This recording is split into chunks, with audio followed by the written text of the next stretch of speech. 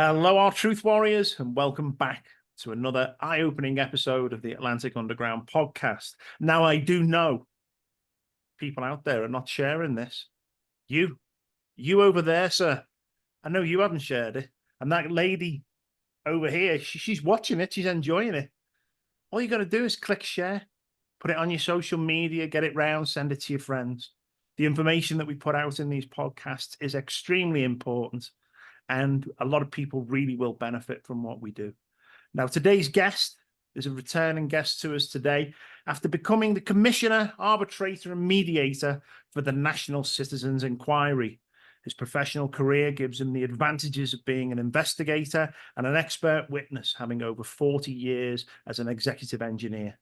Basically, his ability to cut through the bullshit and get to the root cause has put him in a great position to oversee the testimonies of many top-level experts during this inquiry. It's great to have you back. It's Mr. Ken Drysdale. How are you, sir? I'm wonderful. We've had incredible weather here in Winnipeg. It was like +2 yesterday. It's snowing, and for those people who don't know, normally in early part of February it'd be at -30 or -40 degrees centigrade. So, wow, I can't complain. Yeah, Greta Thunberg will be saying, "I told you so." Yeah, that's interesting, isn't it? That's a whole other That's a topic. whole new show for that one. Now, Ken, please tell us why and how you got involved with the National Citizens Inquiry. Well, there's two stories to that. The one is the official story, and the one is the real story. The real story is my wife made me do it. The official story is, out of urging from my wife, I got involved in the freedom movement, having written almost a year and a half, 2 years ago now. I guess it's 2 years now, the 89-page investigative report. And I think we talked about that at one time. We did the podcast, yeah, and we did go through that. I mean, that must be about over a year ago that we last spoke. I think it was episode 99. I'm up to 175 right now. Well, we wrote that report, and what that was, it was simply, I was using my skills, arithmetic and skills as an engineer, and I evaluated the statistical numbers of mortality that the government was reporting as they were reporting it and how they were reporting it. What I mean is I didn't alter that.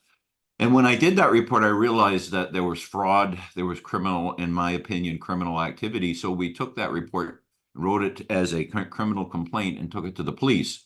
And we thought that would kind of be the end of it, barring an investigation by the police. Of course, the police didn't want to, or weren't able to, or whatever. So they didn't investigate. And then suddenly people found out about this thing. Yeah. And it went worldwide. It's been copied, downloaded probably 2.5 million times.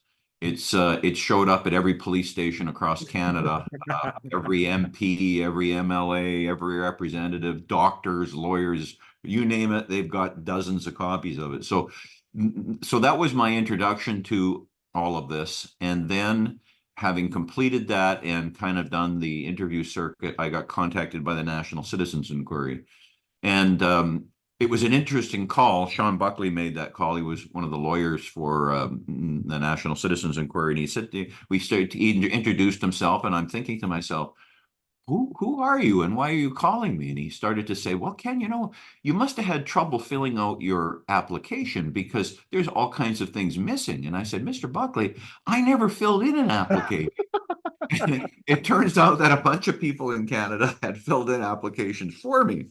As a matter of fact, when we were on the tour with National Citizens Inquiry, and for those of you who don't know, we crossed the country, went to 8 major cities, had 3 days of sworn testimony in all 8 cities, so 24 days of testimony. And I remember we're in Red Deer, Alberta at the hearings, and I think after the first day or the second day, and we were, stopping for the day, and some lady came up to me. She threw her arms around me and hugged me and said, Mr. Drysdale, I'm the reason you're here. So, in true Canadian fashion, my involvement was a grassroots development. We didn't know where it was going to go. We just felt compelled, or I just felt compelled to do something, and it took off from there. And it wasn't due to me. It was due to the everyday Canadians who read these things and were outraged and wanted to do something. Yeah. No, I mean, it's incredible. I mean, from what walks of life did those speaking and giving testimony come from? Oh my goodness. We had 305 witnesses sworn, and they gave sworn testimony. Um, those witnesses came from every walk of life in Canada. People applied using the website. There was an application process, and we had thousands of people who applied. But we only had 24 days, 15 hours a day to interview people, so we whittled it down to 305. So there were carpenters, there were truck drivers, there were teachers, health professionals, medical people, geneticists. Um, there were people who worked on the loading dock. There were people that worked for courier companies.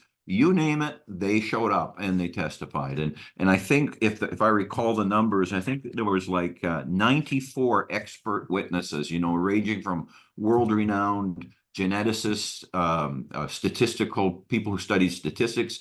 Wow, it was an incredible scope of people that we had, and of course, it resulted in an incredible report. Yeah, absolutely. Do you want to screen share? And I think probably it'd be a good point maybe to show people the website Yeah. and talk through how easy it is for people to navigate this so they can actually see how to use it and where to get all the information that they need, because this is a tool I think is absolutely fantastic, especially for people who are still dealing with problems from the last few years. Absolutely. So I'm hopefully sharing my screen now. Yeah, we can see that. And what you're looking at is the home screen of the National Citizens Inquiry. And I'm looking away from the camera because I'm looking at it on a separate screen on my computer. So That's it's all good. www.nationalcitizensinquiry.ca. And you'll see that it's it's very simple to use. If you want to find out about the hearings, you can see where my mouse is. You click on that, and it gives you the list of all the cities. And when you click on one of those, let's say Truro, Nova Scotia, you can see that all of the witnesses in the order that they testified are listed.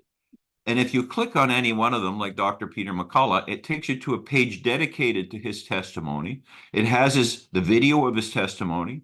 It gives a written transcript of his testimony, word for word. There's a summary. A lot of the witnesses came with additional information that we call exhibits, and that's on there. And so from a perspective of finding out what was done, here we'll just click on Red Deer, Alberta. And you can see I've just clicked on Dr. Gregory Chan's testimony. So it's like that for every single one of the people that witnessed. Yeah. And then if you go over here to Commissioner's Report, you can download the full Commissioner's Report here for free.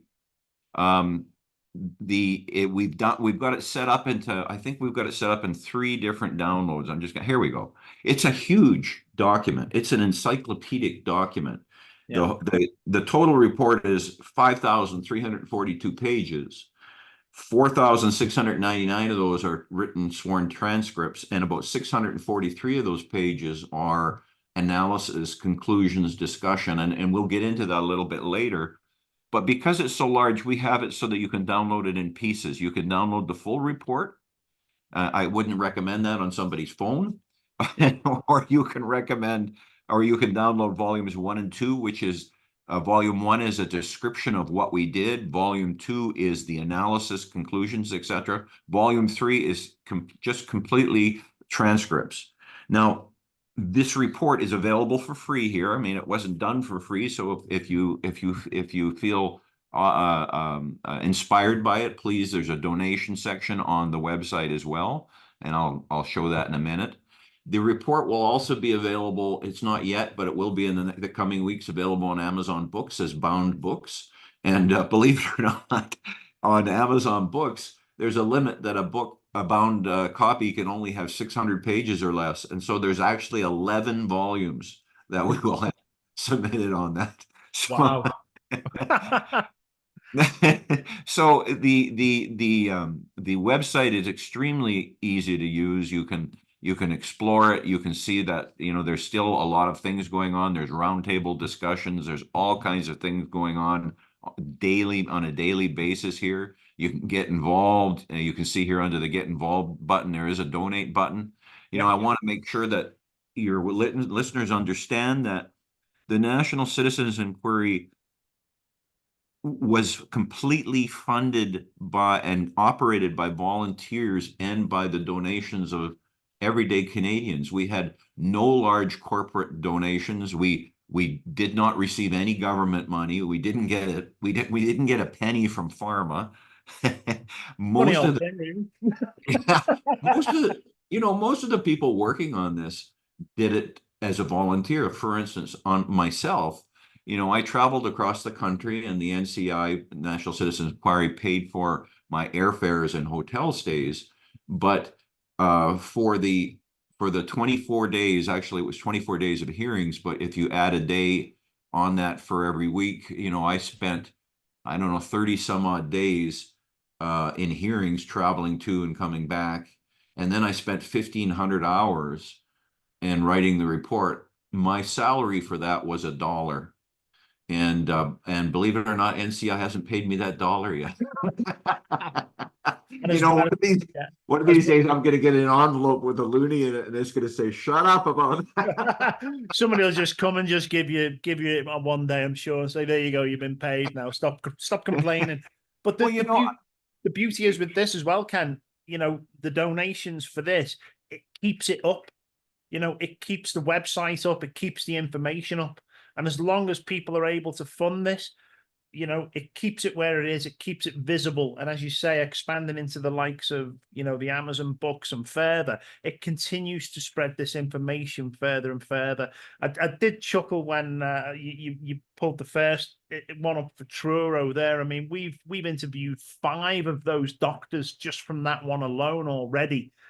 From the Truro event, but there's been literally dozens of doctors and specialists stepping up to speak out that we've also interviewed. I'm looking across all the different things. I'm like, yeah, we've spoke to them. We've spoke to them. We have covered so much information ourselves here within the podcast from those that are giving testimonies. And it's great to see that, because what we're seeing within the NCI actually aligns with what we've spoken about. So these people are continually putting the information.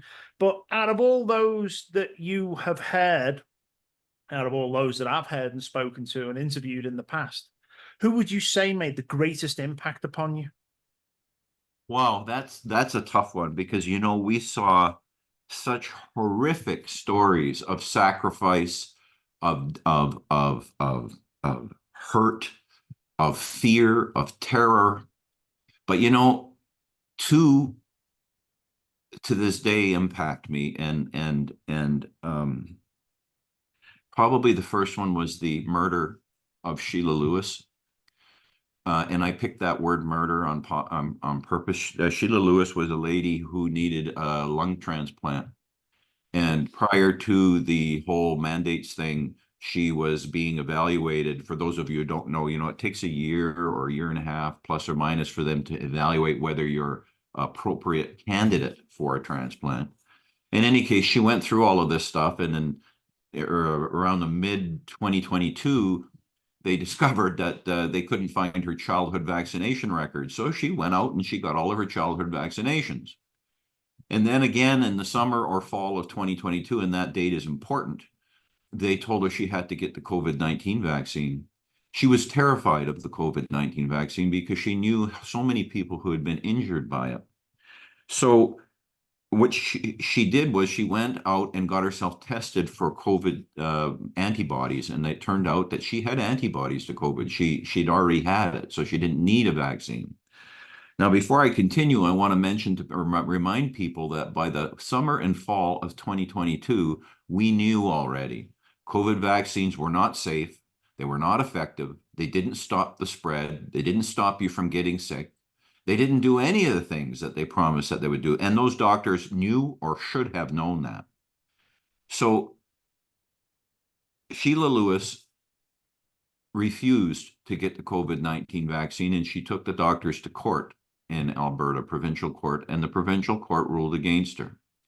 She went to the appeals court, and the ruling from the appeals court, to me, is incredible. What they said, it was we haven't got time to go into it, but they ruled in such a way that they said that the Charter of Rights and Freedoms never applied to the doctors because they weren't employed by or part of the government. Now, how ridiculous is that when we as taxpayers paid for their education if they're Canadian doctors? Two, we pay all of their salaries. There's no private medicine in Canada. Yeah. Three, they worked in government controlled, government paid for, or sorry, I should say, erase that, taxpayer controlled. So they were paid by the taxpayer. They operated in taxpayer facilities. Their educations were paid by taxpayers. How in the heck would they have ruled that they weren't subject to the Charter of Rights and Freedoms in Canada? So they ruled against her. And then the cowards at the Supreme Court of Canada, and I say that on purpose too, because these are supposed to be the brightest legal minds in our country, they refused to hear her case. And just to put that in a little bit of perspective for those folks who don't remember, when the trucker convoy was in Ottawa, I think it was Justice Wagner, I believe, he made a statement in public. This is the head of the Supreme Court of Canada, made a statement in public that the protests were illegal. And yet no court in the land had ruled them illegal. As a matter of fact, there was a hearing in an Ottawa court where the judge said that as long as they stopped honking their horns, they could proceed with their legal protest. Yeah. So that gives you some perspective on the legal minds of our highest judiciary. In any case, to go on with Sheila Lewis, when she testified at the National Citizens Inquiry, I remember her breaking down and crying, and we asked her, "What do you want?" And she said, "I just want to see my grandchildren graduate high school." And she broke down in tears, and there wasn't a dry eye in the room. And, you know, when we commissioners completed the hearings and we started writing the report, we finished the hearings in end of May, and we submitted the report end of November. And for those of you who don't realize, a 5,342 page official report being done in that short a time is nothing but incredible. It would normally take years and years to do. But one of the burdens that we had, somebody asked me, you must have really been burdened by having to pull together something so huge. And that really wasn't the burden. The burden was that, at least in my mind, I can't speak for the other three commissioners, but the burden for me was I had this fantasy that if only we could get this report out and show everybody what happened, maybe it would save Sheila Lewis's life. And I remember, I was spending 16 hours a day writing my portion of that report and pulling things together. And I remember when I got news, I was sitting in my office here that you're seeing working, and I got news that she had died. And I can tell you that had and still holds a significant effect on me. I don't need to get into the details on that. And perhaps the other story that really affected me was we had a lady come in Saskatoon, Saskatchewan, and she was testifying about her mother. And her mother had texted her daughter one morning and said that she was going to the local Shoppers Drug Mart to get her vaccine. And of course, the daughter and the mother were texting back and forth, and the mother was in this long lineup to get her vaccine. And as she proceeded, the line just kept getting bigger. In any case, to make a long story short, she got her injections. They're sitting behind the little curtain in the drugstore, and they stuck it in her arm. And 7 minutes later, she dropped on the floor dead as a doornail. And that's bad enough. But the end to that story is the daughter got a text from somebody who was in the store at the time and witnessed what had happened. And what that witness told the daughter was that when her mother dropped dead on the floor in front of all of those people standing in line, not a single person got out of that line. They watched this die, and they watched her laying on the floor dead, and none of them got out of the line. And I feel, as terrible as I feel for obviously the daughter losing her mother, and of course the mother, I feel more compassion for those people who were standing in the line and were too terrified to get out of the line. That's what $1.4 billion of funding to CBC does. You know, when they were terrifying Canadians 24/7, they were tearing apart families, they were putting spouse against spouse, they were pitting child against parent, employer against employee, church goer against their own priests or ministers or pastors, or it was incredibly diabolical what had happened. So, you know, when I tell that story about the lady in Saskatoon and the Shoppers Drug Mart, some people kind of are dismissive of those people who are in line, but I am not. I understand the terror. I understand the power of propaganda. You know, that's something that I've thought about a long time in my life. I'm old enough that I remember the immigration that was coming to Canada after World War II, and we had a farm, and we used to have, you know, a lot of these people coming over were German people, and they would come work on our farm because there weren't a whole lot of jobs elsewhere, even though they were qualified to do other things. And I remember as a small little boy, you know, knowing the stories about World War II and what happened and what the German people did, and I always wondered, how could these good, God-fearing, advanced people have done what they did? And all my life, I've puzzled about it. I now know, because I watched Canadians to some extent doing those things, and it was propaganda and it was terror, and someone needs to be held account for that. And Absolutely. yeah, Yeah. absolutely. It's like the satire of Monty Python, you know, where they're all lining up for crucifixion. Crucifixion? Yes. Okay. Turn left, take a cross, head up the hill. Crucifixion? Yeah, take a cross, head up the hill. And then the guy says, crucifixion. He says, oh no, I've been pardoned. He says, oh, very good. Off you go then. You know, it's amazing that people would continue to stand in that queue. Well, you know, I'm blown away actually by that story, because the moment I saw that, I'd be like, I'm out of here. I'm out of here. This is, you know, this shouldn't be happening. But unfortunately, the mindset of people is that would still protect them. I mean, with what you've done there, with so much expert witness testimony recorded in these hearings, can any of this be used moving forward in any legal cases that are starting to materialize, just like the one that we've just seen for the Emergency Measures Act, and obviously any subsequent court cases that will follow on from this? well, directly speaking, no, because it was a non-judicial process. In other words, we didn't have standing as a legal body because we're a citizens body. But what it is it's an encyclopedic record of what happened and who um, and who has direct knowledge of it. So I can see lawyers, when they're in these cases, picking up this encyclopedia that we produced of National Citizens Inquiry, and it's all indexed by topic. So going in there, finding witnesses, and then contacting the witnesses and having them come in and actually swear affidavits. So Yeah. this is going to be a cookbook, if you will, for those lawsuits coming forward. Yeah. And again, I emphasize it is an contemporaneous historical document. You know, this wasn't compiled 10 years after the fact. No. This was compiled while we were still in the thing. And by the way, folks, we're still in it today.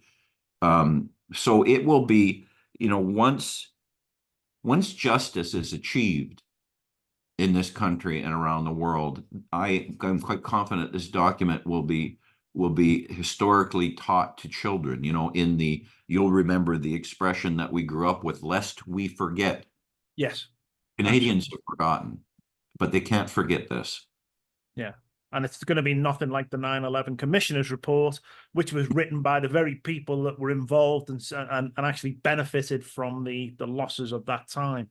Now, you mean like the Rollo report here in Canada?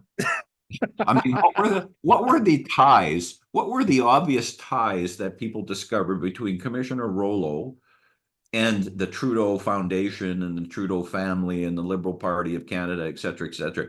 I mean, I wonder how many millions of dollars or tens of millions of dollars Canadian taxpayers paid for that farce. And I want people to sit back and think about, how much did you pay for the National Citizens Inquiry report? Yeah. And which one is more thorough and truthful? I mean, would you say that the evidence presented within it leaves absolutely no doubt whatsoever that we've been lied to by the government?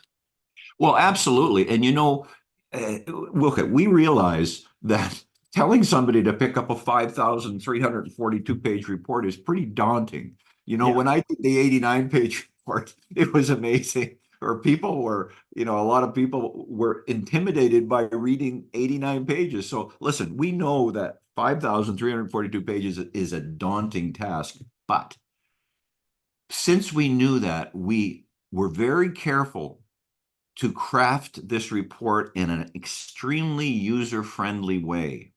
And I'm going to give your listeners this is the trick to it.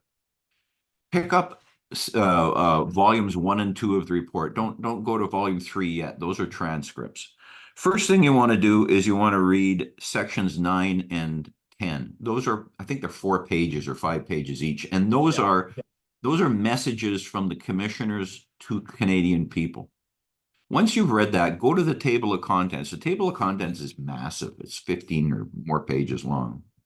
Find section 8 in the table of contents, and everything is categorized by subject areas. So if you're interested in what the effect of the mandates were on schools, you can find that section, or on the country financially, or on churches, or all of the medical issues, or how the COVID vaccines were authorized. What did the courts say? Well, how did the churches react? It's all categorized. So find a category in the table of contents in section 8 that you're interested in. Yeah. Go and read that. And all that is, section 8, is just a bullet listing of our recommendations. And there's around 400 recommendations.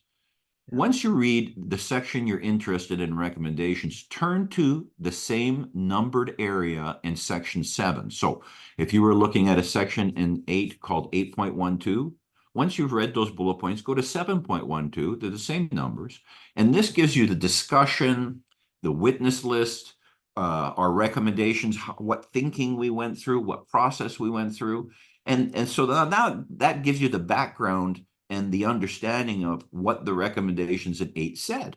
So now you're armed with a really good layout of that particular area, and then look for another one and do the same process and piece through the report that way.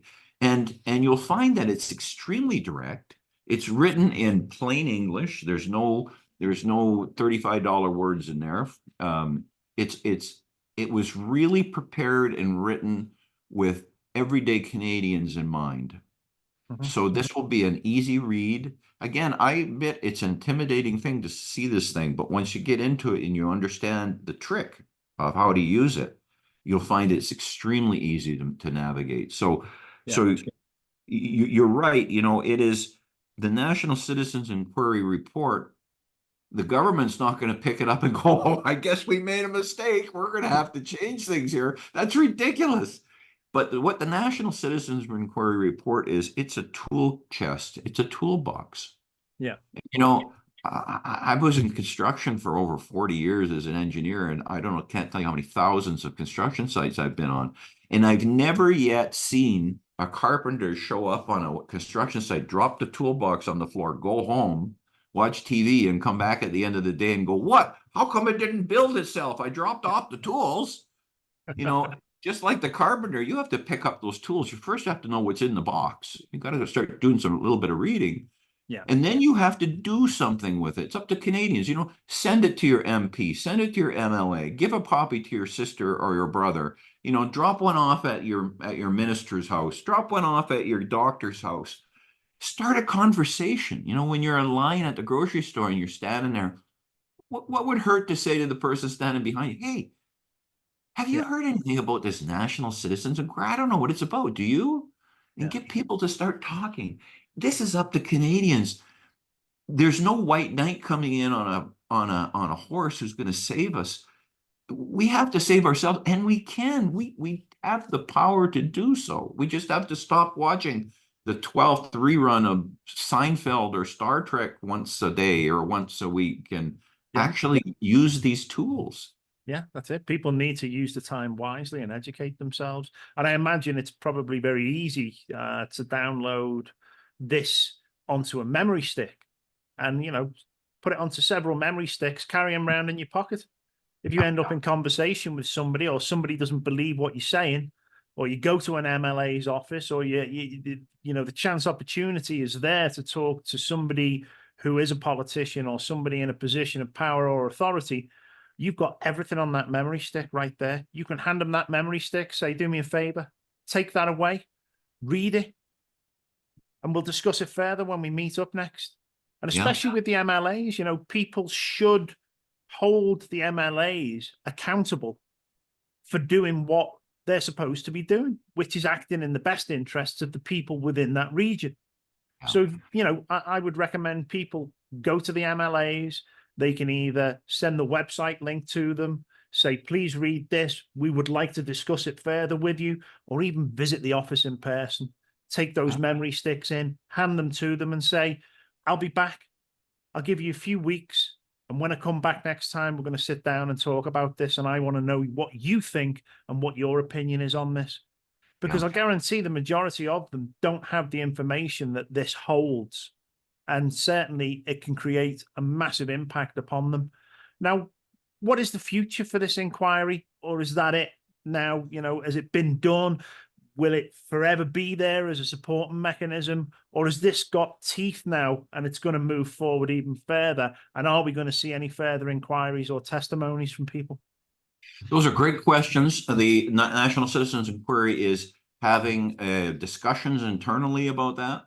First off, what has been done up till now, the report and the website will be maintained and it will be there. And they are distributing that report. They are promoting that report on all kinds of social media.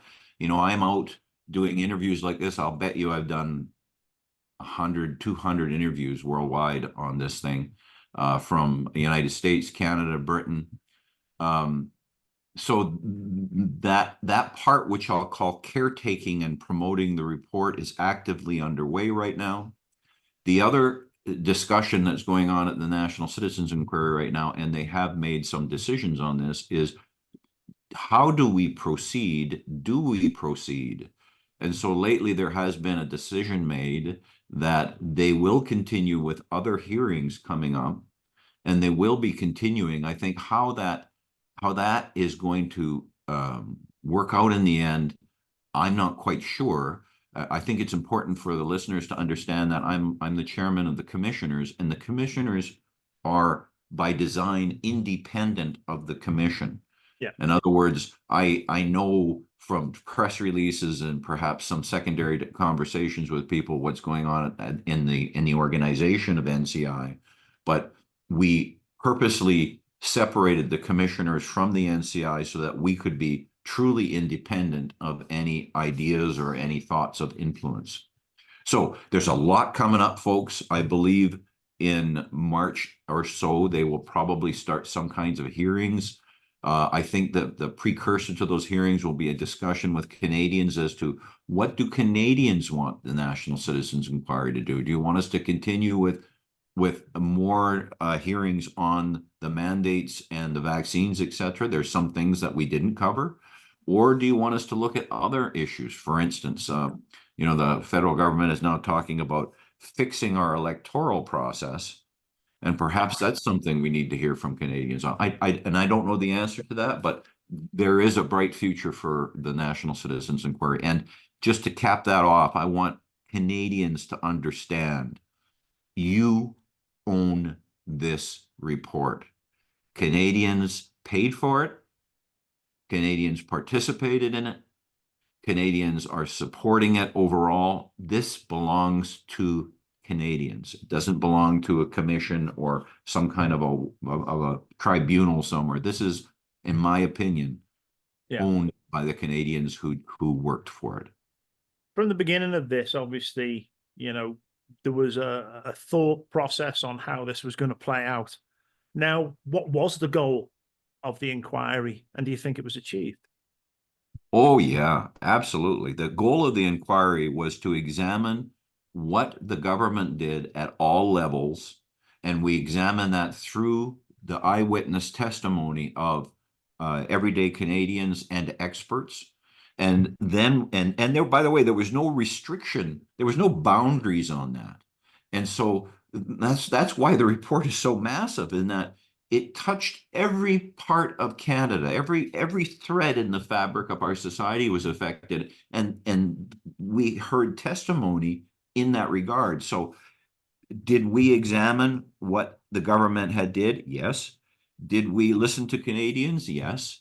Did we provide an overall accounting and testimony, so to speak, of what the witnesses said? Yes.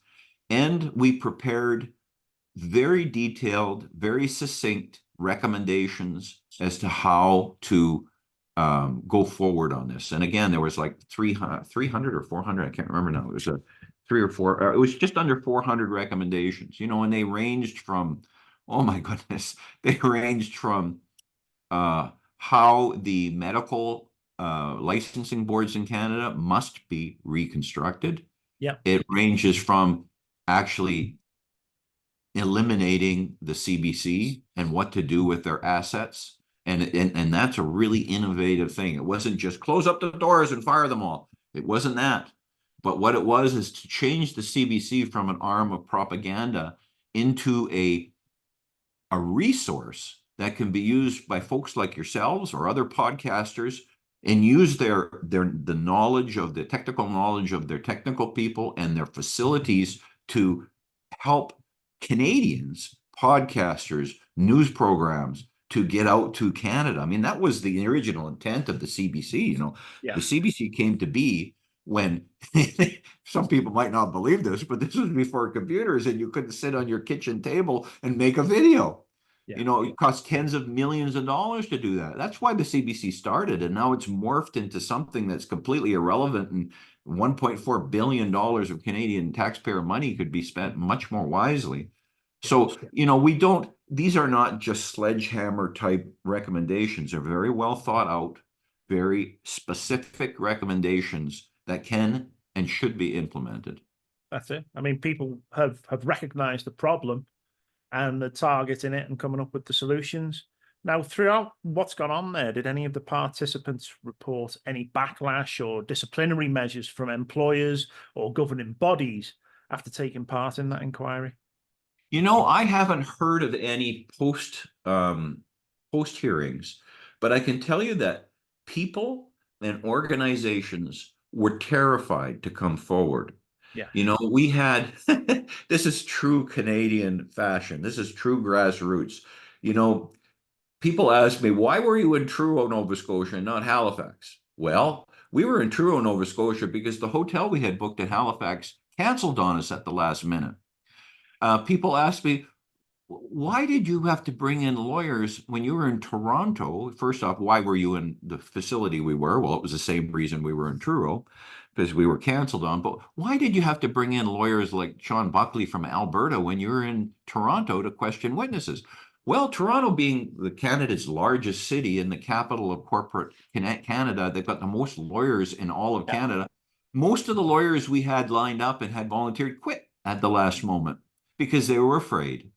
Yes. The venue in Red Deer canceled on us a day or two before the hearing, and we scrambled to get another place. Now, the other interesting thing about sorry, did I say Red Deer? I meant Saskatoon. The other interesting thing about Saskatoon, and again, I emphasize the commissioners were independent of the commission. So I remember the first day the 4 commissioners filed in and the room was filling up. And for those people who don't know, this was done like as a judicial process. So there was a gallery of people, usually several hundred people, and then there was a table for the witnesses, and then there was a table for lawyers who cross-examined the witnesses, and then there was the judges or commissioners table at the beginning. So I'll never forget, we shuffled in to the meeting in the morning, and I took my seat, and we were sitting down, and everybody was calm, and first witness came out and sat in the chair. And what I didn't know had happened in the background is that morning, every single one of our witnesses who were agreed to testify that morning, out of fear, dropped out. And so we had alternates. And so in the background, there was this fury going on. It's like that old joke about, where they showed the duck floating along on the water, but the legs underneath are kicking like mad. So we the commissioners had no idea, but they were scrambling in the background to get alternate witnesses to come in and replace those people that in the end were too terrified to testify. Wow. And that happened right across the country. In Vancouver, we actually were in Langley because we couldn't get a hotel or a convention center to rent a space in Vancouver. Same in we ended up in Quebec City. We were supposed to be in Montreal. Couldn't get a venue in Montreal. Yes. So I'm not aware of any backlash that folks may have gotten after, but I can tell you the terror and the Yeah. fear, not just in Canadians, not just in the people and the citizens, but in the companies. You know, a hotel don't want to rent you a facility. Yeah. But the thing is with that, I mean, somebody was behind stopping these venues hosting this. Somebody in authority has made a phone call to somebody, or somebody who is in the same lodge, or whatever it is. You know, we don't know exactly who made the calls or did it, but somebody put the fear into them. And also for the fear of those people who were witnesses that did drop out. What would you say to those people now that the inquiry is out? Now they can see there's been no backlash from it. Would you encourage those people to come forward once more and give their testimonies? Yes, if there is a second round of NCI hearings, and I believe there will be, and should the topic be this again, I encourage those folks who, some of them may not have thought a second thought about it. Some of them may be haunted by the fact that they didn't come in, and Yeah. perhaps some circumstances have changed. You know, one of the I'm just going to go off topic just a tiny bit here, but I think it's important. One of the things that the National Citizens Inquiry did was it started a affirmation process in this country. You know, prior to the National Citizens Inquiry, folks thought, am I alone in this? Does no one else see this? And they were terrified hiding in the dark. And when they saw all of these people, hundreds of people coming out, and thousands of people in the gallery watching these things, there was an affirmation, there was a healing process that started there. And Yeah. so if there are people that feel regret or they feel remorse, I would encourage them to come. And if you don't, I understand that too. You know, there's no way I'm going to stand in judgment of somebody's decision because I don't know what their influences were. You know, I mean, we faced, we faced a lot of backlash ourselves. I mean, I'm not afraid to say that, and I'm not trying to say I'm brave, but it just goes to show your different circumstances. You know, I'm 65 years old. I'm a professional engineer. I've been for 40 some odd years, but I'm not working day after day for a company as an engineer anymore. You know, that time is behind me. Yeah. So was I afraid of my employer firing me? Well, no, I stood up, but I didn't have that issue. Now, I can also tell you that I was attacked by the regulatory agency and they carried out an investigation of me for non-professional conduct, or believe it or not. And again, you know, had I been 25 years old with a wife and small children at home, my approach to that may have been very, very different than what it was. But so, you know, your circumstances are extremely important. You know, you can't stick out your chest and say, well, I would have done it, or I did it, why didn't you? Because you don't know what the circumstances are. So my message to Canadians is don't feel bad about anything that you've done. Yeah. You know, we were terrorized. People literally were in a fight mode. You know, they thought, and they were told by organizations like the CBC that you were going to die and you were going to kill grandma. And so Yeah. were some of us not taken in and were some of us taken in? Yes. But that has a lot to do with circumstances too, you know. Yeah. Some of us who saw what were going on, frankly, we weren't running at 90 miles an hour just trying to earn a living and keep our kids in soccer practice. You know, some of us were, I was retired at the time, or partly retired. And so I had the time to sit and consider. And would that have been different if my circumstances were different? Absolutely. I guess I went a long way in answering that question, but Yeah. I think it's important. Yeah. Yeah. And I would say to people out there, you know, fear is temporary, but regret is forever. And telling the truth is empowering. And if people can find it within themselves to do this, the soul will thank you. Because at the end of the day, this is you regardless of the influence and everything around you, if you do the right thing in life, you are on the right path to a great future. And I do believe that the future, as we do things like this and as we move forward, can be absolutely incredible for many people out there. But everybody has to play their part. Share things, get things out there, speak out, tell the truth, do what you know in your gut is the right thing to do, and you will not regret it. And there'll be thousands of people that will stand by your side and support you as you move along, even if the road is quite rocky in regards to that. Now, And there is, go ahead. sorry, yeah, I was just going to say there is a petition as well, which people are also being encouraged to sign on the NCI website, nationalcitizensinquiry.ca. What is the petition for, and what is that hoping to achieve? Well, they're expected that, or sorry, the petition is asking the government to launch an actual judicial inquiry into what happened. Yeah, Once again, the citizen inquiry came about because the fiascos in Canada concerning, things like the Rollo Commission report. And by the way, folks, the Rollo Commission report didn't come up with a conclusion, did it? It said, well, the Emergencies Act may have been justified. Oh, maybe it wasn't.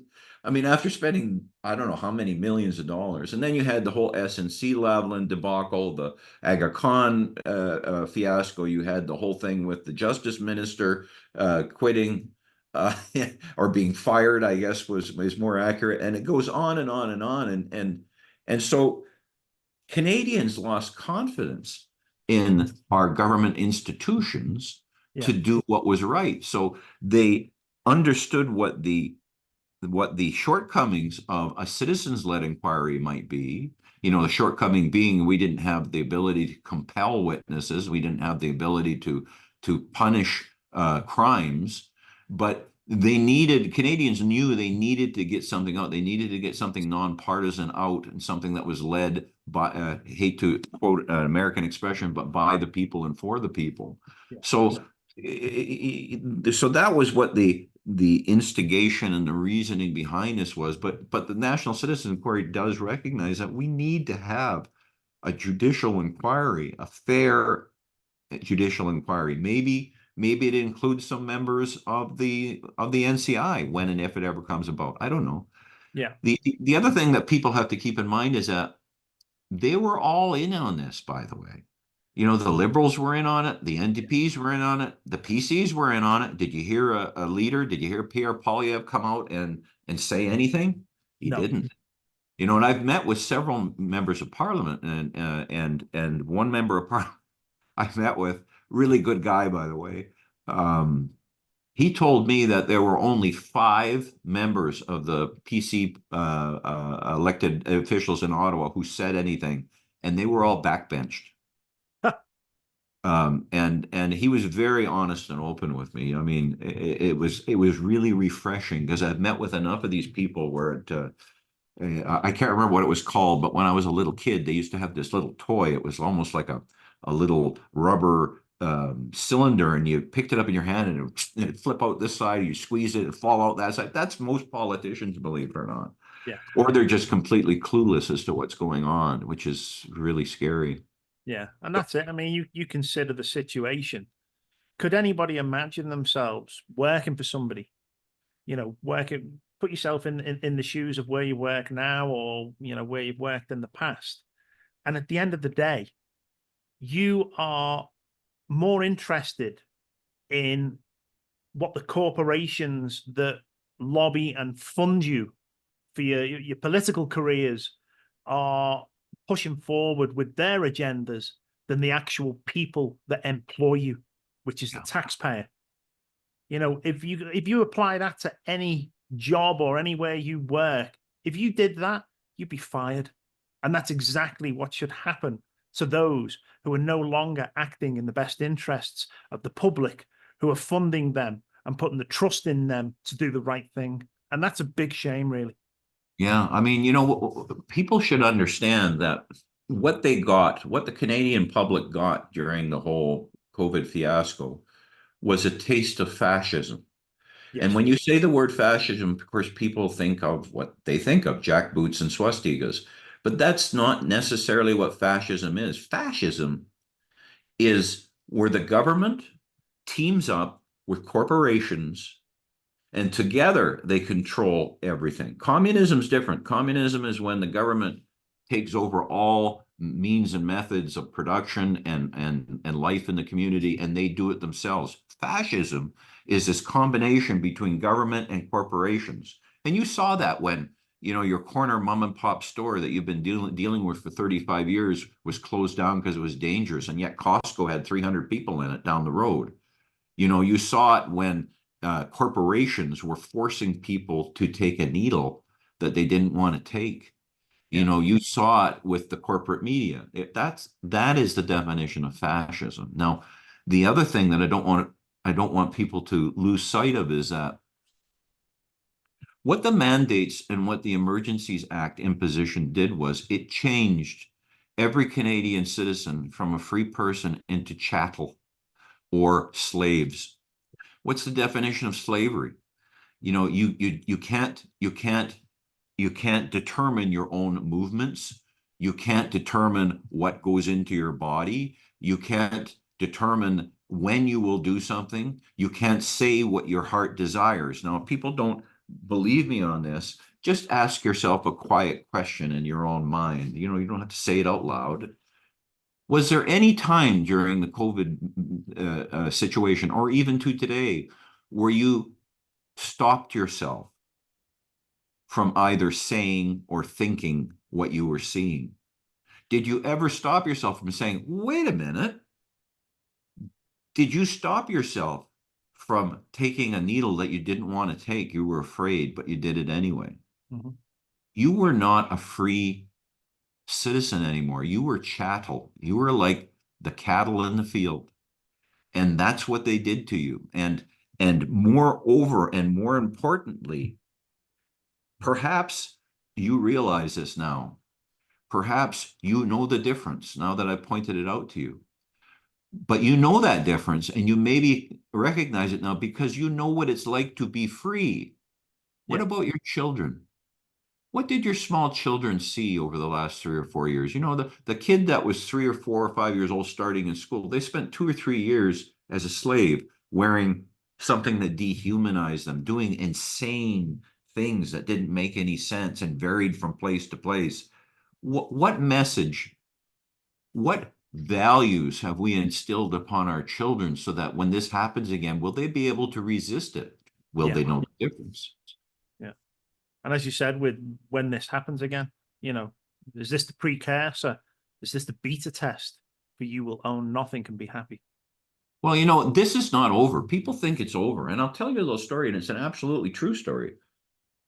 January 15th, 2024, the Winnipeg Free Press, which is one of the larger newspapers in Canada, believe it or not, they published an article in their newspaper, January 15th, 2024, that was entitled "The Unwanted Unvaxxed." And the lunatic who wrote that piece talked about how the unvaxxed were killing people and grandma, and that they were infecting people. And she fantasized, this lunatic fantasized about what would be written on the tombstone of these people when they died from not taking the vax. This was January 15th, 2024, a few weeks ago. Yeah. And then you have to ask yourself the question, well, there's lots of lunatics out there, but how did that article get approved through the Winnipeg Free Press editorial board? And there's multiple levels of approval and review. How did it get through that? Yeah. And I could tell you that I was a co-founder in a nonpartisan group called Manitoba Stronger Together.ca, and we wrote letters not only to the editor, but we wrote letters to the advertisers of the newspaper, and we said, here's this article. Were you aware of it? Your ad was in that paper. You support this? And we got a written apology from the editor, kind of. We got a written apology from the editor, which never happens. But nonetheless, if you think this is over, folks, just turn on your TV and see how they're telling you to take the latest booster shot when we know there was never any testing and it's not effective and it doesn't work. I mean, ask yourself the question, folks. How many people do you know? And I know several right now who have had 3, 4, 5 boosters and they're sick at home with COVID right now. Yes. I know people constantly who are in that. So it ain't over yet. No. It's not over. You can't let this go. You just can't get back to your popcorn and football. You don't have to be spending your entire life on this, but you need to be contributing. And there are hundreds, if not thousands, of really good freedom fighting organizations that have started up in Canada. In Manitoba, there's Manitoba Stronger Together, and they educate people. They're creating community. They've got over 40,000 people participating with them right now, and they're applying pressure to all levels of government. There's the Alberta Prosperity Project in Alberta. There's Take Back Alberta in Alberta. There's a number of them in Saskatchewan and BC and the East Coast. There's a lot as well. So find out who they are in your area. Yeah. Find out which one fits what you think and you believe in and provides you with support, and join. And there's some like Manitoba Stronger Together that doesn't cost you anything. There's no membership fee. There's no donations, believe it or not. They don't sell T-shirts, and they don't have a tax exemption agreement with the government. Yeah. And you might ask why? Well, the reason why is they can't be influenced. You know, they can't be threatened your churches during the COVID-19 were threatened with losing their tax exemption status. And so they followed the government narrative. They didn't follow the preaching of Jesus Christ. And that was the way it was in a lot of places. So a lot of these organizations have grown up in this way where they can't be influenced. So Yes. folks, you don't have to try to do this on your own. You can join organizations. If you don't know where to join, contact us at manitobastrongertogether.ca. There's a way you can email us, and we'll see if we can't hook you up with somebody. Maybe you hook up with us. Yeah, absolutely. And people need to realize, we may have won some battles so far, but the war is far from over. And You're right. we do need to keep continuing with this. Now, We're in 1943 right now, folks. In 1943, during World War II, the tide had turned and it was inevitable, or it seemed to be inevitable, that the Allies were going to win. But if we would have stopped, we would have lost. oh yeah, There were still 2 more years of hard fighting before that was done. yeah, absolutely. Now, during the inquiry, did anyone from the mainstream media, like the CBC or any other large corporate news outlets, cover anything said within the inquiry? Well, that's a really good question. It is kind of hilarious. CPAC covered us, but Oh yeah. CBC, as far as I know, they had one article on us when we were in Winnipeg. And the reason that article got out in the CBC is someone of the volunteers who worked for NCI in Winnipeg knew this particular reporter. And they came out and did like one of those 30-second, well, the NCI is in Winnipeg. But just put this in perspective, how incredible it is that the mainstream media didn't cover this. I'm gonna tell you some of the unique things about this. First off, a citizen-led, citizen-funded inquiry has never before happened in the world. This citizens inquiry was sponsored by tens of thousands of Canadians from coast to coast. Yeah. It traveled coast to coast and interviewed hundreds of Canadians. We subpoenaed 63 government officials, and none of them bothered to show up. And of course, we did not have judicial powers, so we could send non-judicial subpoenas. Most of them didn't even acknowledge they got it. We had people testifying. Put aside the experts for a moment. We had people testifying about how their relatives were murdered, how their families split apart. And yet the CBC were doing national stories about cricket infestations. And if you don't know what I'm talking about, there was a lady who was an investigative reporter for the CBC who resigned or retired over this. Her name was Marianne Cloack, and she testified in Ottawa. See what she had to say when she brought forward stories about vaccine injuries and how the CBC said, no, we're not going to do that. And by the way, you got to get out to this downtown hotel because there's crickets in it. And that was a national story. So, folks, After spending $1.4 billion on the CBC in that year, what'd you get for your money? Yeah, You know about absolutely. crickets, I guess. Yeah, and with the CBC as well as the all the others, we can tell how leveraged they are. I mean, was the COVID media campaign of them one just to keep people in perpetual fear? It absolutely was. And I pick on the CBC, but the government paid millions and millions to the other media outlets. I don't remember quite the number, but it was like 1,200 or 1,500 media outlets received monies from the government. Now, according to the Frontier Center, we talked about the Winnipeg Free Press a minute or two ago, and the Frontier Center has reported that half or more of the entire operating budget of the Winnipeg Free Press comes from the government. Yeah. So do you think they're going to expose the government? And is that funding still in place, or is that funding due to end? And what do we think we'll see when the funding ends for these huge news corporations? I've already seen something yesterday that I think part of one of the major news corporations was having to close down one of its shows and operations. Is this something that we're going to continue to see as the funding during the period is now drying up and it's no longer available to support them?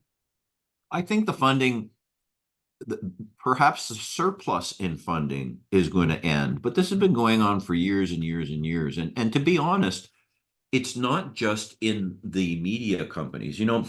The government's fingers are in every aspect of our society. And this was really struck home to me at the beginning of the whole mandates thing. My wife and I run a music studio, and my wife is a recording artist. And, if people don't know how that works, you have all kinds of musicians come in and they collaborate together and they record the music. In any case, in this particular instance, my wife wrote and recorded a song called Secrets. And we released it worldwide, and all of the contributing artists' names are on it. And then a few weeks or months later, we prepared a music video on it. And the music video took the approach of talking about government secrets, and it wasn't specific. It was very generic, and it was very mild, to be honest. And we released that worldwide. And for folks that don't know how that happens, you release it a day or two in advance, and it gets held in abeyance at all these thousands of outlets. And then at midnight or whatever the release date is, it all goes out, right? So we issued that video, and of course, at the end of the video, there's credits on it. We issued the video, and we're waiting for the release to come out, and we start to get phone calls from the artists. They want their names taken off of it. And I reacted when I first got the first phone call. I thought, well, this is weird. And then we got another one and another one, and we did. We took their names off of it. And we had to bring it back, and then we had to resubmit it out. And what I realized was that there is almost no music made in Canada, none, that's not supported by government grants. So, prior to about 1980, the record companies supported that music production. So the record company would have in their stable, their A game acts, and then they would have their B and their C, and then they have it right down to upcoming acts that they thought had talent who were working in bars, and they supported all of that. Yeah. But in around 1980, late 70s, early 80s, the government started to take that over. And so the record companies now, they have their A game and their B, but that's about it. Everyone else goes on hand in need of the government, says, please, can you give me $10,000 grant so I can create this CD? And so all of these artists aren't going to bite the hand that feeds them. Yeah. And this is not only the music industry. I pointed out because I was shocked by this and learning this, but it's in childcare, it's in education, it's in medicine, it's in hotels, who won't rent you a room because they're afraid of the government removing their contract. We have printing companies, by the way, that print all kinds of stuff for us at almost no cost. It's incredible, but they don't want their name to be used because they don't want their government contracts to be threatened. So these government fingers are everywhere. It's the subsidies, isn't it? It's the subsidies that come from them. And I mean, I must admit, you're talking about the music there, and often if we watch a movie, at the end credits of a movie, we'll say, Quebec government or Nova Scotia or Alberta or whatever.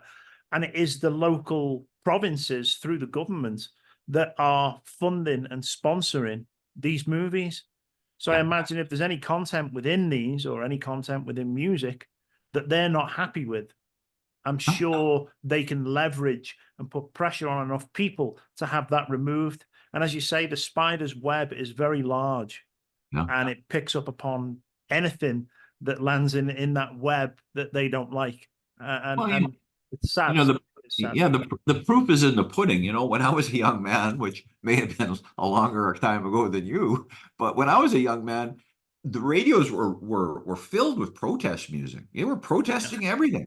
What protest music do you hear on the radio or on satellite now? Nothing. No. That's why. That's it. Yeah, it's been absolutely destroyed.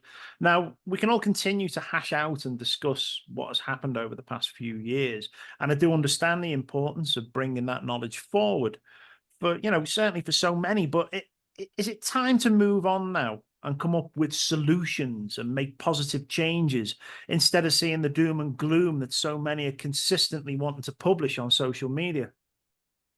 Absolutely. And it's happening. It's really happening. I can talk directly about an organization called Manitoba Stronger Together.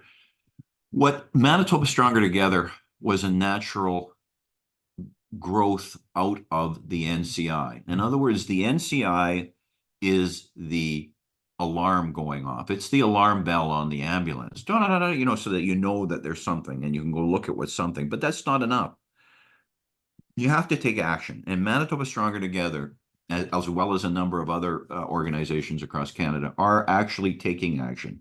The root of what happened to us in the whole COVID fiasco and many other fiascos are that the politicians are not responsible anymore to the electorate. They really couldn't care less about what the electorate thinks. And why is that? That's because they're all the same. Political parties are one of the biggest con jobs that have ever been put on to people. Political parties are like the shell and pea game. The old shell and pea game? You go to the carnival and there was a cup and then they put a pea under it. And that's what the political parties are.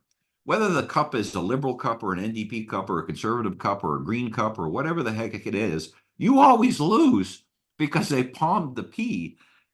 But they know that you're going to vote for one of them. And since they're all in cahoots, for instance, how come full disclosure, I'm a member of the provincial PC party. But why is it none of those PCs stood up during the COVID and said, hey, wait a minute. Why is that? Why is it when one government, I just found out the other day that the government in Manitoba, which at the time was a progressive conservative government, they passed elections legislation that allowed scanners and electronic counting machines in Manitoba in 2022. Yeah. Now, the other government coming in, we got a new government now, and they might be all upset about that, but then why don't they repeal it? But they never do they? So, these political parties are a joke, and people don't realize a couple of things. We just did a course. I taught a course on Tuesday night, and it'll be on the Manitoba Stronger Together website shortly. It's not up yet, but it will be. About people don't understand. Most people don't understand that a political party is a private organization. It's like if you and I decided we're going to start a red shoe club, and everybody wants to join, got to wear red shoes, or you got to have a green strike in your hair or something. That's up to us. We can set any rules we want within that club.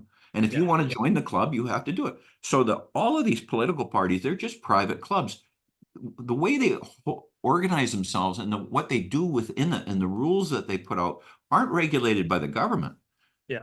Certain things are regulated, like they have to report the finances because they have tax exemption status, and they have to do certain things for advertising. But how they operate and how they run, they're a private organization.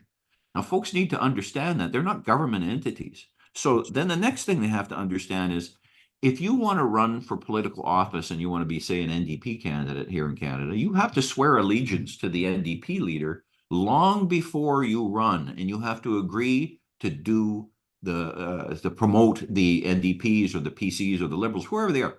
Yeah. That's long before you go to the election.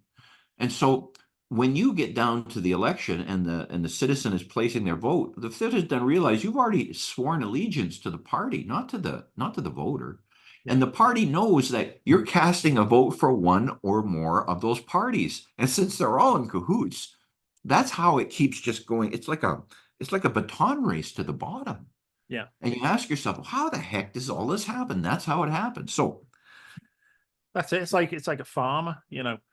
If a farmer wants to go out and spread bullshit all over his fields, that bullshit comes from many different bulls.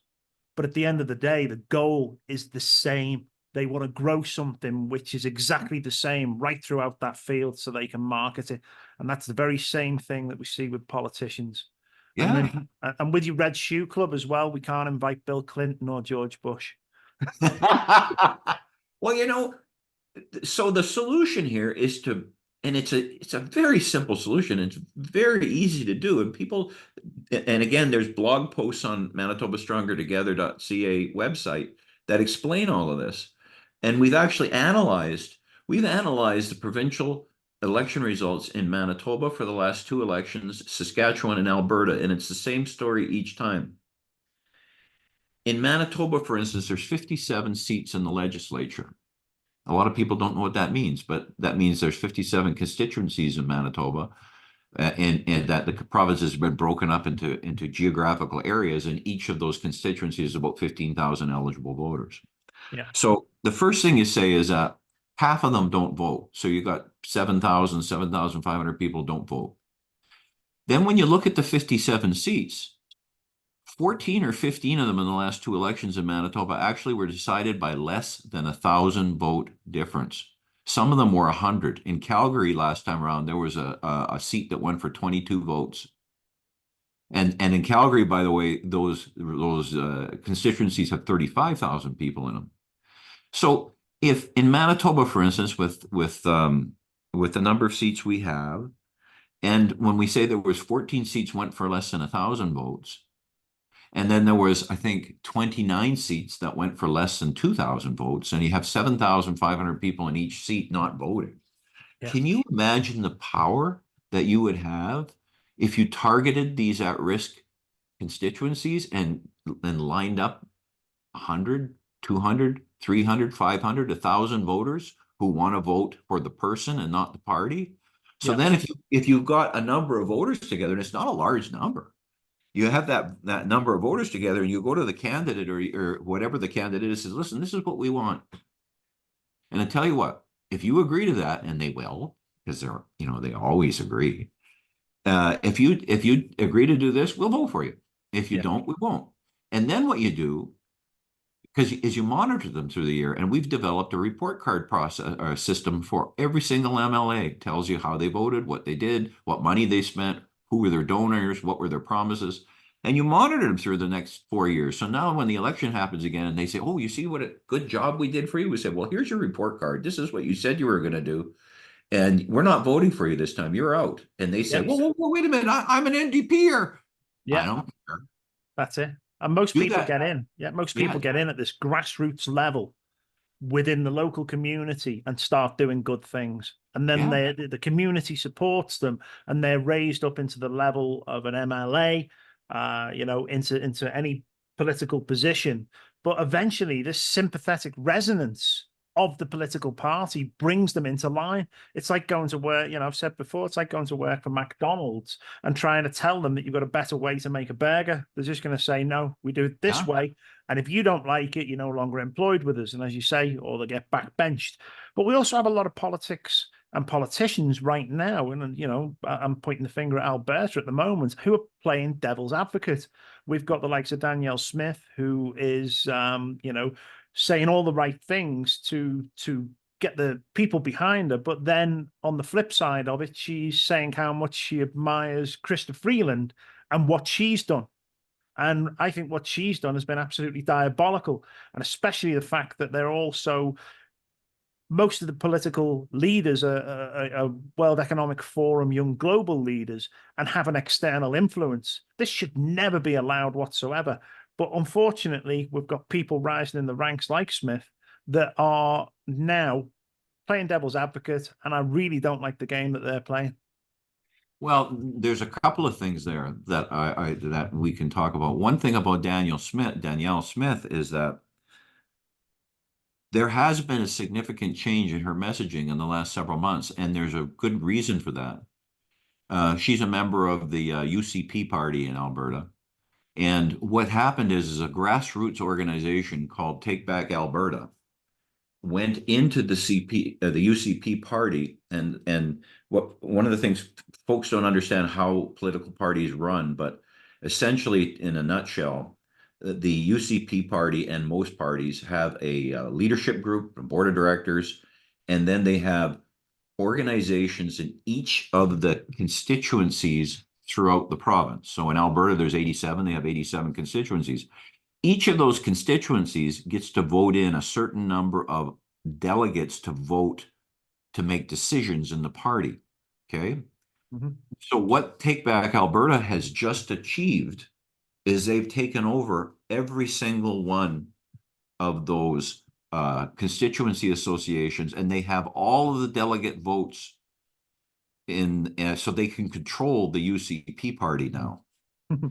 And so up until about a month ago, 3 weeks ago, they only controlled half of those seats. So so if you think back to the way she was messaging a month or so ago, she was very cautious.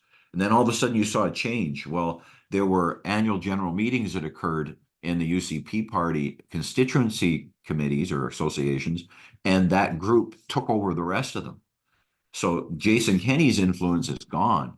And so the handcuffs are kind of off of Danielle Smith, and we're going to see what's going to happen in the next several months. But yeah, that's a big change there. Now, I don't want to forget about the other comment you made, and that was with regard to the WEF.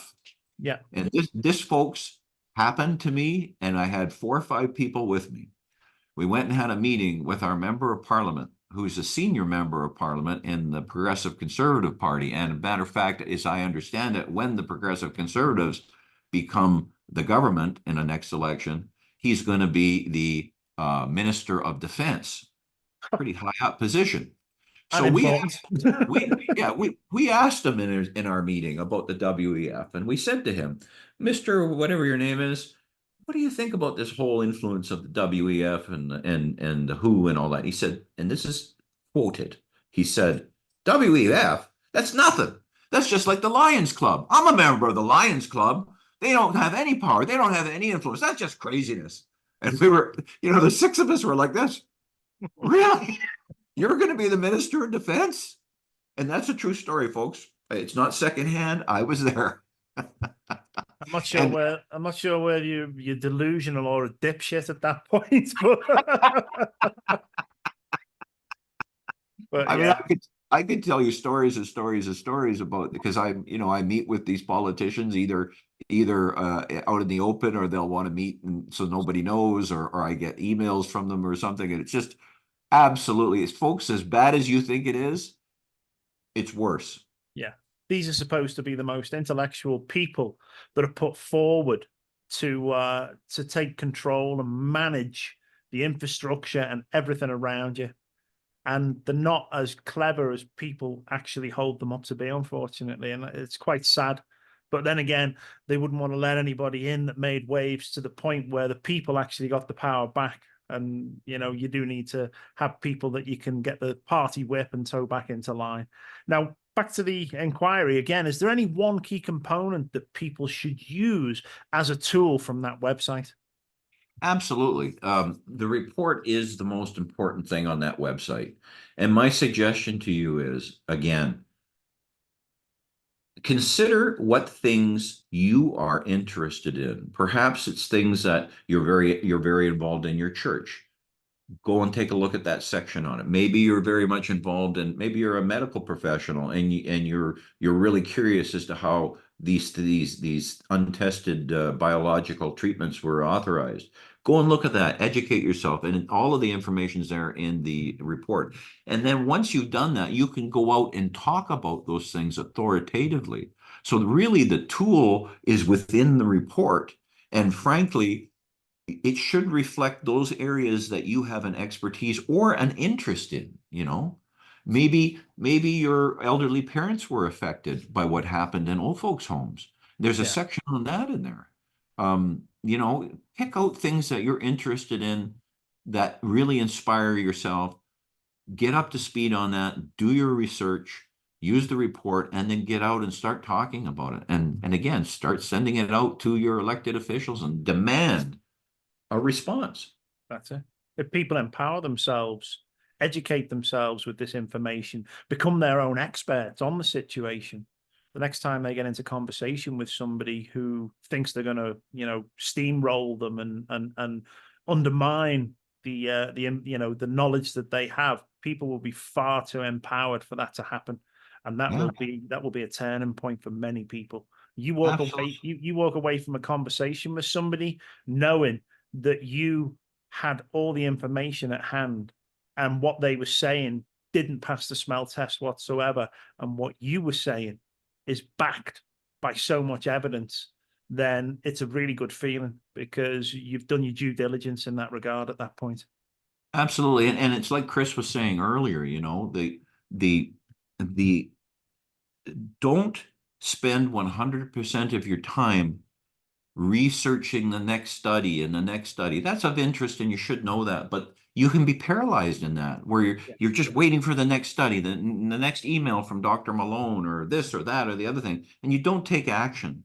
Hand in hand with this, educate yourself and go and join or find out about these freedom groups.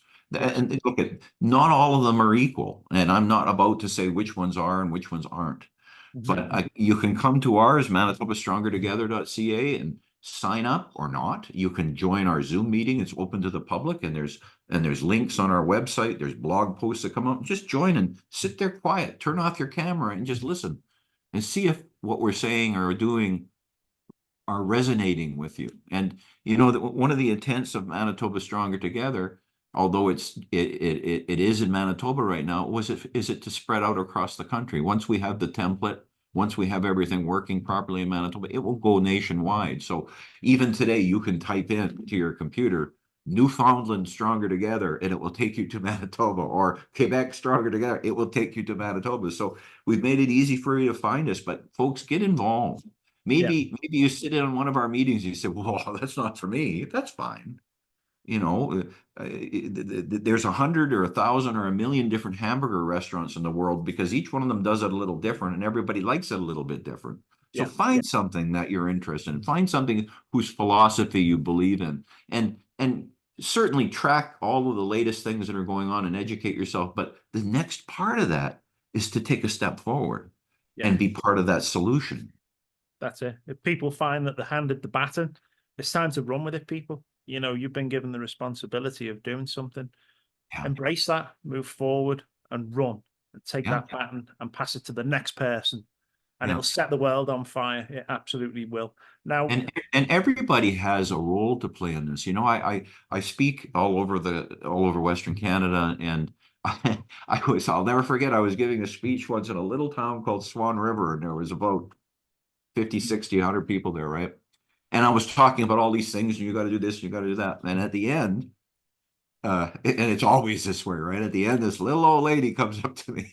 I hope she's not listening. She's going to say, well, I'm not old, but this little lady came up to me. I didn't know her. And she said to me, Mr. Drysdale, you know, you talk about all these things, but you know, I can't operate a computer and I'm not going to go door to door and put out these pamphlets. I just can't do it, you know, blah, blah, blah, blah, blah, blah. And she said, but what can I do? And at that point, I didn't think anybody was listening, but everybody was listening to the conversation because I was focusing on what she said. And I said to her, I tell you what, maybe you can't operate a computer. Maybe you can't go door to door, but I'll bet you bake the best cinnamon buns in Swan River. And she looked at me and I said, think about it. Next time we come to town and they find out that your cinnamon buns are going to be there, there'll be double the number of people at these meetings. And yeah, I told her it's kind of like the biblical story of the fishes and the loaves. You know, everybody knows the story that there was no food and Jesus multiplied the loaves and the fishes. But ask yourself the question, who packed that kid's lunch? yeah. And who And likes fish sandwiches?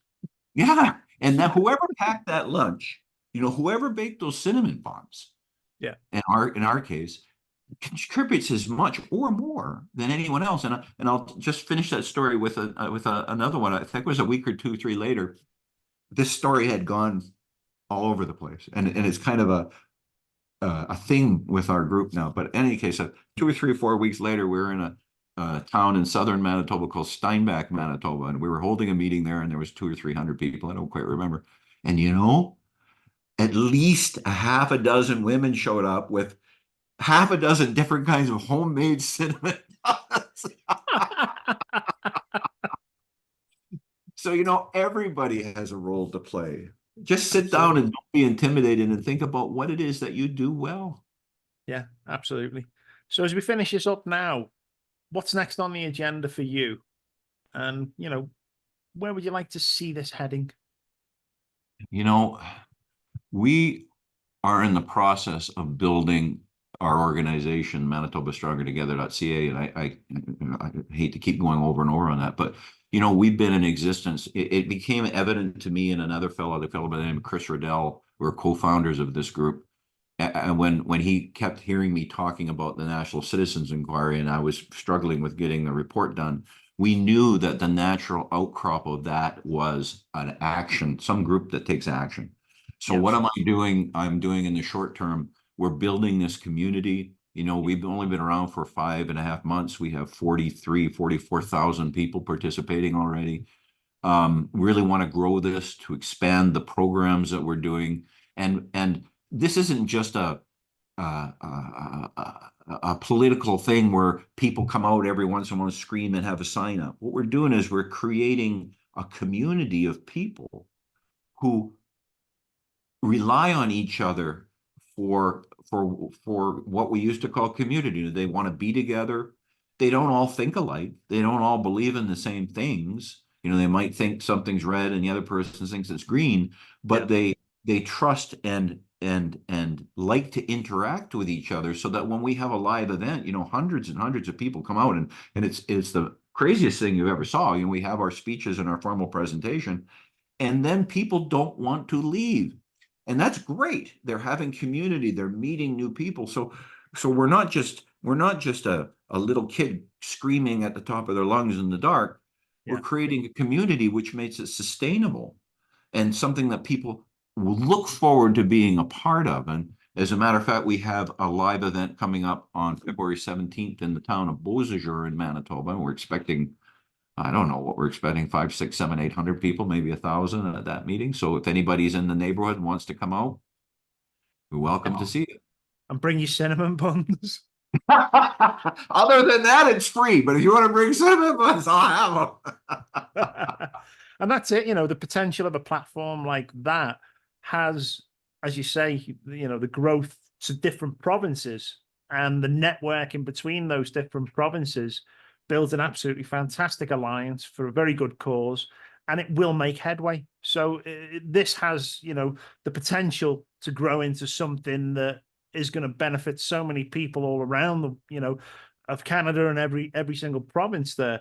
Have people from other provinces already reached out wishing to set things up based upon what Manitoba have been doing? Yeah, what we've been doing is we have reached out to a lot of these groups, and part of the advantage we had is I spent 2.5 months traveling the country with the NCI, so I got to meet pretty much everybody.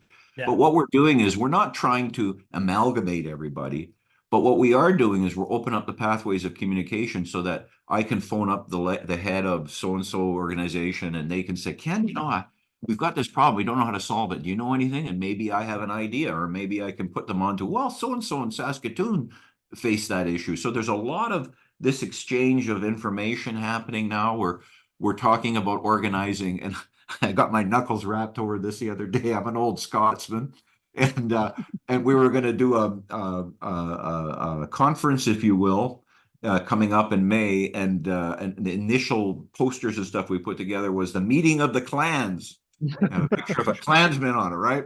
And when I say clans, I mean a C clan, not a K clan. And I was on a show the other day. I can't remember who it was. Maybe it was Jason Levine, and he said, "You can't call it that because they'll call you the KKK." So we are organizing events. We're, again, not not to try to amalgamate everybody into this homogeneous mass, but to share ideas, to share problems and solutions, to just give a chance for people to meet each other and know each other as human beings, which is part of the solution to this whole thing.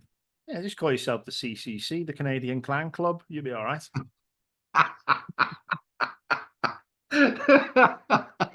And everyone's welcome because men are allowed to wear dresses at that point, as long as it's tartan.